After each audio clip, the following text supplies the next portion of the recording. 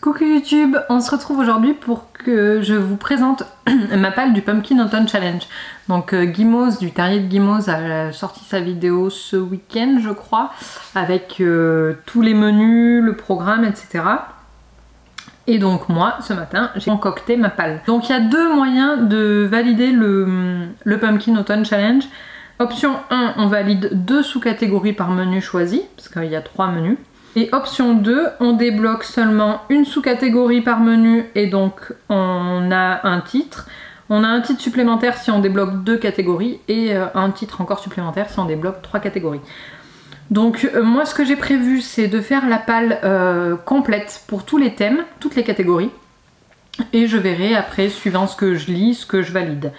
Donc pour ceux qui ne le savent pas, le Pumpkin Autumn Challenge dure du 1er septembre au 30 novembre, ce qui veut dire qu'il commence dimanche. Et donc dedans vous allez voir, j'ai notamment 2 livres que je vous ai déjà présentés en reading vlog parce que je les ai commencés, mais je n'ai lu que pour chacun 2 chapitres.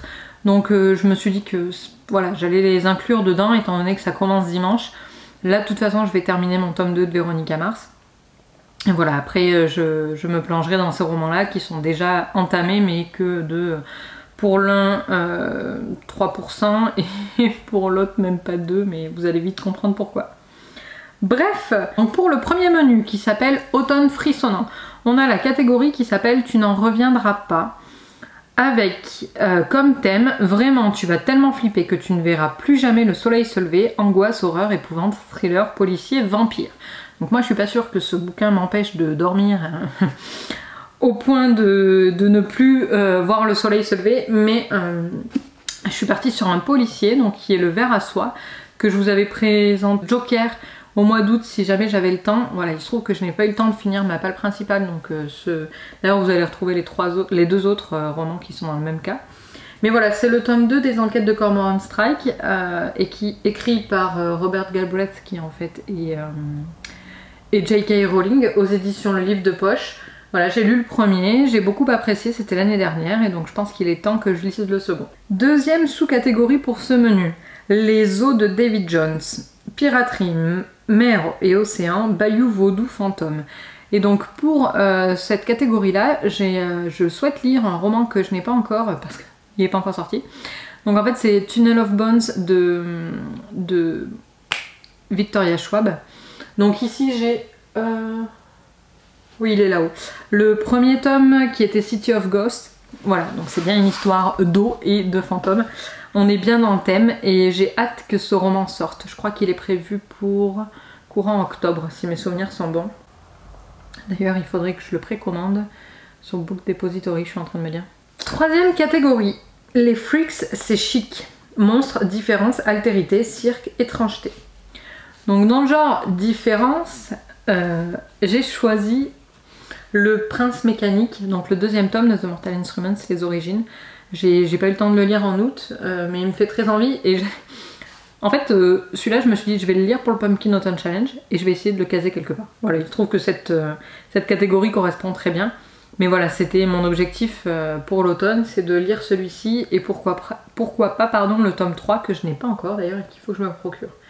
Je vous présente pas cette saga. De toute façon, je vais pas vous présenter les livres parce que sinon cette pile à lire va durer à peu près 45 minutes. Je préfère vous les présenter en update lecture parce que je trouve ça un petit peu dommage de vous présenter des livres, enfin, de vous présenter un résumé de livres que je n'ai pas lu. En fait, j'aurai aucune valeur ajoutée par rapport au petit résumé qu'il y a derrière.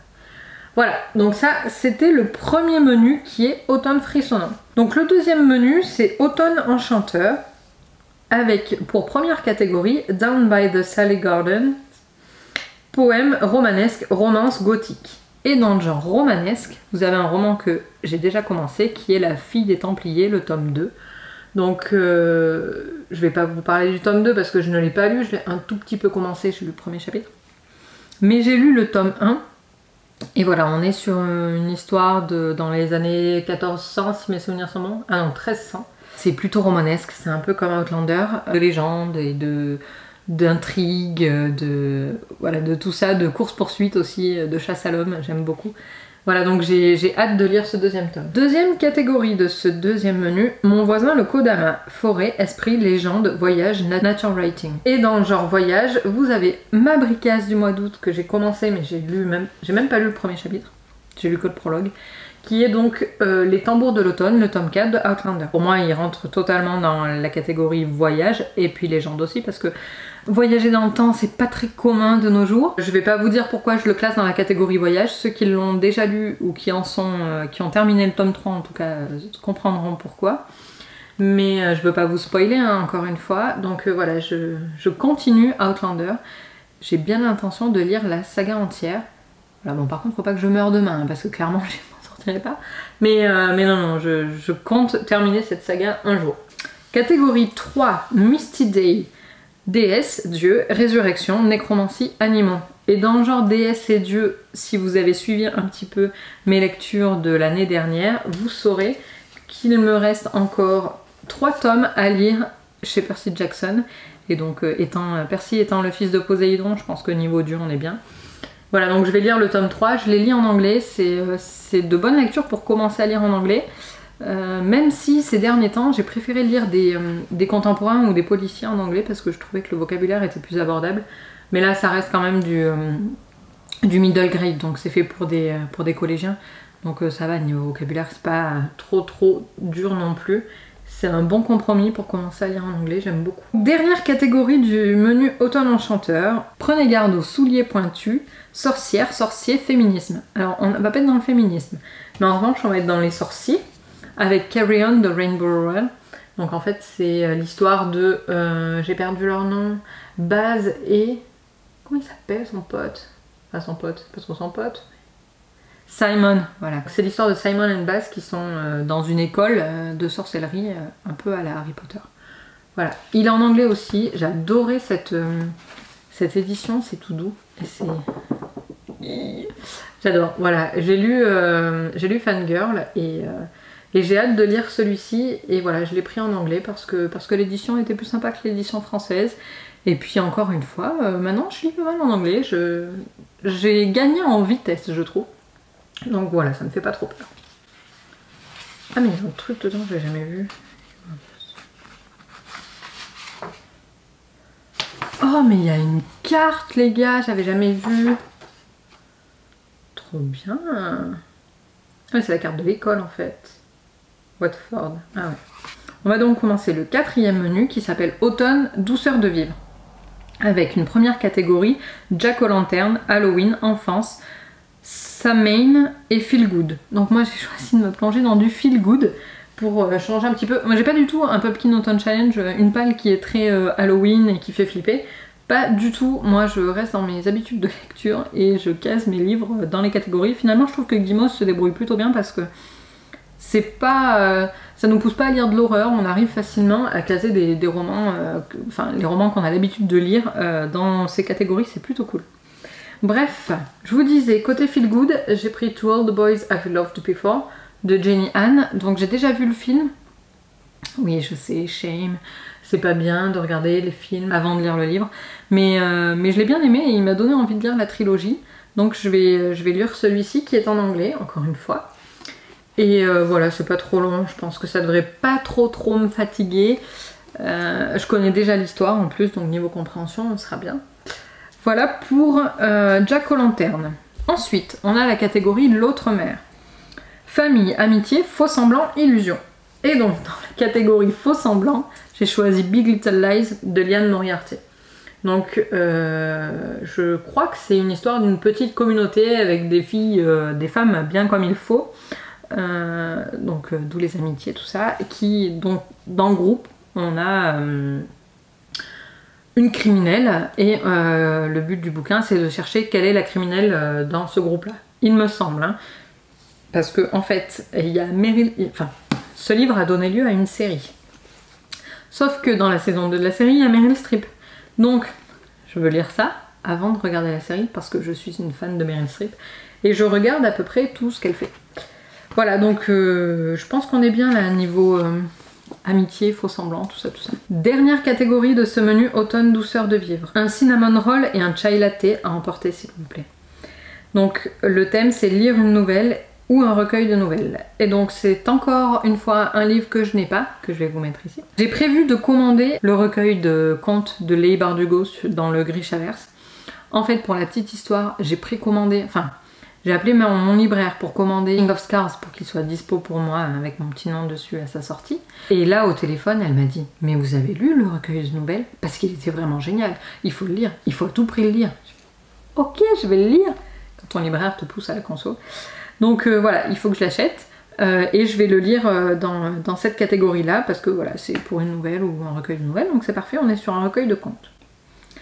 Dernier menu, Automne astral. Première catégorie, You're just same as I am. Lune, étoile, espace, astronomie, astrologie, clairvoyance.